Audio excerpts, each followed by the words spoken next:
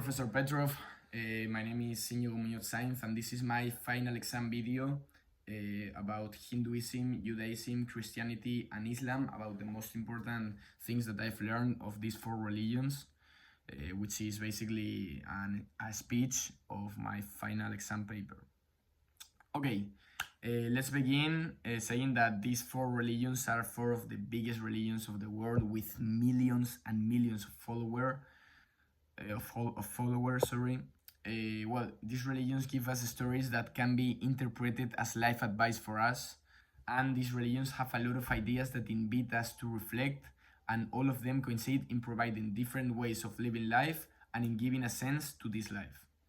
Okay, so let's begin analyzing these ideas. First of all, let's start with Hinduism, which I have to mention that it's a religion that has surprised me a lot. Well, the ideas that I found easier to understand here were the myth of liberation and the brahmacharya. Well, first of all, we gotta say that the myth of liberation is basically saying, and teaching us that Hinduism people believes in rebirth as a process in which life through life we have to transform ourselves from materialistic persons to more spiritual persons. And well, this process is supposed to end when we achieve the objective of being persons that doesn't care about materialistic things, and that only cares about God and about the things that really matters. The myth of liberation is totally connected to the brahmacharya, which is a term used to refer to self-control that Mahatma Gandhi used a lot in his lives, and I think that these ideas were easier to understand for me. After that, I have to say that the idea that I found challenging was the story of Arjuna and Krishna. In this story, we can find that Arjuna, a warrior who has to fight against his family to achieve justice, but he doesn't want because they were his family. So Krishna teaches him about the importance of achieving justice above everything, and Arjuna finally fights against them.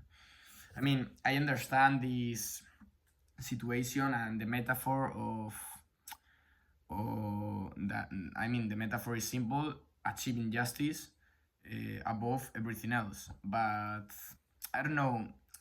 It's just that I think that it were more difficult ideas for me.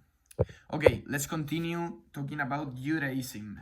In this religion, the ideas that I found easier were the myth of history and the Job story. First of all, the myth of history in Judaism tells us about the importance of our actions to God, because we are part of the plan of God and our actions must reflect His will. We need to fight together against injustice to achieve justice, something similar to Hinduism ideas, because this is the plan of God and this is what He wants us to do. Sorry, I continue. After that, the Job story teaches us that we should question our faith, because it is through questioning how we will make our beliefs stronger. In my opinion, I totally agree with this. I think that people should not have a blind faith, because it will be weak. And when bad moments arrive, these people could lose their faith due to a bad era. But I think that if we test our faith, we will find answers, and this will build a stronger faith for us. Anyways, here I found Hessel's story ideas a little bit harder, because here they are trying to tell us that we should take the values from Judaism and take them to a political stage. And here I have like too much different opinions in my head. I mean, I think that most religions' values are good, but taking religion to politics could be a bad idea, in my opinion. I mean, and this belief has become stronger after watching the situation of countries ruled by political fanatics and how these leaders collapse. Okay, let's begin this speech talking about Christianity. Curious fact, I'm Catholic. Okay, the ideas that I found easier were Jesus' story and the incarnation of the world. I mean, easier to understand for me. First of all, in Jesus' story, they are telling us about Jesus Christ, the Son of God, who came to this world to teach us a lot of things and to save us from our own sins through forgiveness. These ideas are easier to understand for me because in my condition I am Catholic, and I think that I know more things about these religions than about the other ones. After that, we see that the incarnation of the world is telling us that Jesus is the example and the proof that we can live a life in a holy state, in a holy situation, and that he came to the world to teach everybody about his values. Finally, however, the idea that I found harder is the last part, the relationship between Martin Luther King and the way of the cross, and Jesus Christ, which tells us that Martin Luther King inspired himself in Jesus to fight against racism in the world. I mean, here, as I said in the other ones, I get the idea, but it seems harder to understand for me because I don't know too much things about what Martin Luther King did for the racism cause and everything. And I don't know. I don't know too much things about Martin Luther King, and I think that it's because of that I found a little bit harder to understand these ideas. Okay, let's finish this ideas analysis with Islam. From this religion, I found easier to understand the Mahoma story. Mahoma, he was a prophet for Muslims that received the revelation of the Quran from God, and after that he shared these revelations with people. He is an example for Muslims of how to live life. Anyways, here I found harder to understand the cosmic story because I find it hard to understand the point of the cycle of prophets, and also I think that it's hard to understand Malcolm X's pilgrimage to Mecca because I can't get too much points more than he just found himself in this spiritual retreat. Okay, after we have said this ideas analysis, we will finish this speech talking about 3 questions and about what I have learned. First questions: how do these ethical frameworks relate to one another? In my opinion, these ethical frameworks consist in the desire of finding justice and a social order.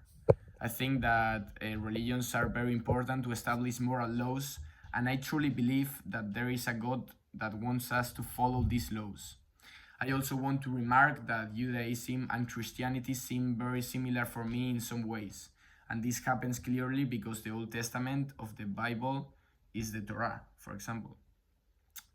Okay, next question is: how do these ethical frameworks align with or challenge your own religious beliefs, practices, or spiritual perspectives? Okay, in my opinion, to be honest, I think that the only ethical framework that challenges my beliefs a little bit is rebirth from Hinduism.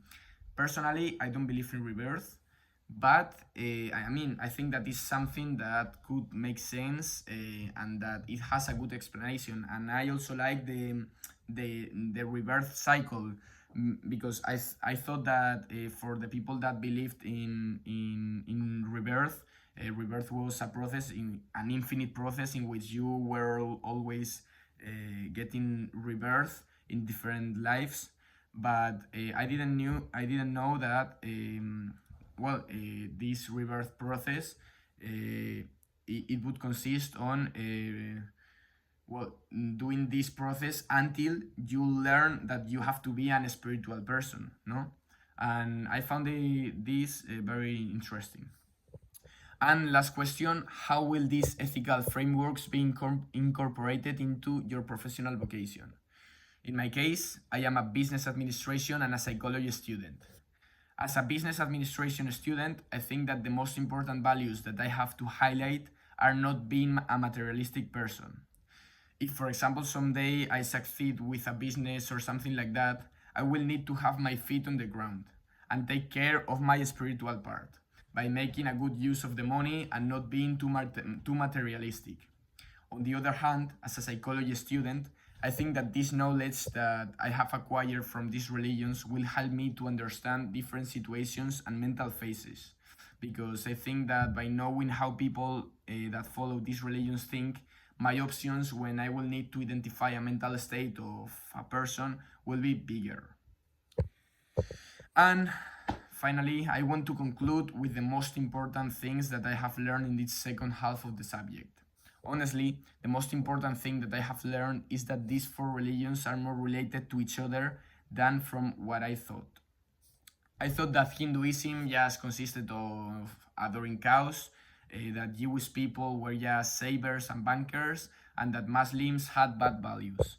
But after acquiring the knowledge that I have acquired in this subject, I am a person with a more open mind that knows much more things about other religions.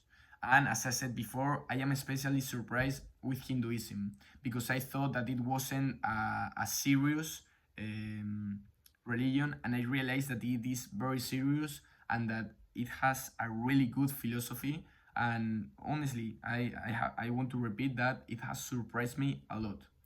Okay, sorry for extend myself until the 11th minute.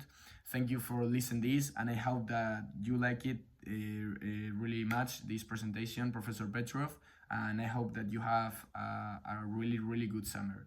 Thank you.